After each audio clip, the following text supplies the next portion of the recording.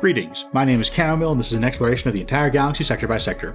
Today we're looking at Kanz Sector, a 9th Brazen Petard command of the new territories of the Outer Rim. Kanz Sector has been home to 4 species, the Journeyans, the Sipskud, the Argozdans, and the Irisi. The Journeyans used to live on planet Jern, but they went extinct before the Republic fully explored the Kanz Sector during the Old Republic era. Rumor is that Darth Vader fabricated a rumor of some legendary superweapon hidden on Jern to lure rebels into a trap. Luke Skywalker and Leia Organa took the bait, but they got bailed out by Mikareen, a pirate and her crew who'd come seeking the power for themselves. The pirates betrayed the rebels, beat them to the ruins where the supposed Eternity Crystal was located, and got blown the fuck up by Imperial booby traps. The Sipskud are 7-eyed bird duck-looking people. I haven't been able to find any remarkable history about them except that they exist, and I have no idea why they don't have their own sector. They might be made up. The Irisi were slavers who kidnapped the Argozdans to sell them to Zygarians and Hutts, and the Argozdans joined the Republic for protection against the threat.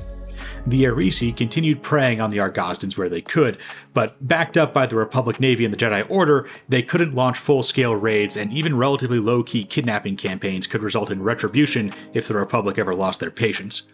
The Republic never subjugated the Irisi, though, which means the problem never fully went away, which the Argozdans always resented.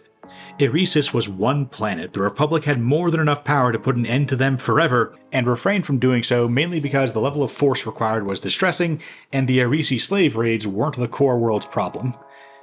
You might have heard of the Kanz disorders in the Old Republic era. While the Republic was busy with the Mandalorian Wars, a faction of the Argozdan species called the Mirielites split off and formed the Argazdan Redoubt, eradicating the Irisi once and for all, and subjugating all non-Argozdans in the Kanz sector. The planet Lord, formerly famous for its universities, was enslaved by the Argozdans, and the slave pits of Lord became famous. Between the Mandalorian Wars, the war with Darth Revan, and the war with the Sith Triumvirate, the Argazdan Redoubt was firmly entrenched by the time the Republic was in any position to turn their attention to resolving local problems, and the Outer Rim is the kind of place where even extremely blatant violations of Republic law can go on indefinitely. It was generations before the Jedi finally destroyed the Argazdan Redoubt and reincorporated the Kanz sector into the Republic. Funny enough, during the Great Galactic War, when you'd think they'd be just as short-handed as during the Mandalorian Wars when the disorders began. In the High Republic era, the Kanz sector became a hotspot for Sith under the rule of 2. Darth Vectivus turned an asteroid mine there into a hidden vacation spot for himself and his closest associates, pretty much completely ignoring the whole revenge against the Jedi thing in favor of secret Sith dinner parties.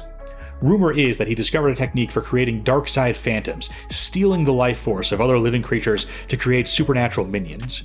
According to the rumor, a Sith lady named Lumia found the asteroid and spoke with the ghost of Darth Vectivus after the end of the war with the First Order. So, really recently. I don't find this part of the story particularly believable, and while the part about an asteroid Sith base from the era of the Rule of 2 is less of a stretch, even that part is just a rumor. In the late Republic era, Kol Horo system was completely converted into an illegal combat droid production plant by a dictator named Mustag Olus. All 7 planets in Kol Horo are inhabited, and Olus had bent all of them towards droid manufacturing. Rumor is the dictator was working under the influence of Darth Sidious, but although the Jedi overthrew the dictatorship 12 years before the blockade of Naboo, they never discovered Sidious's involvement.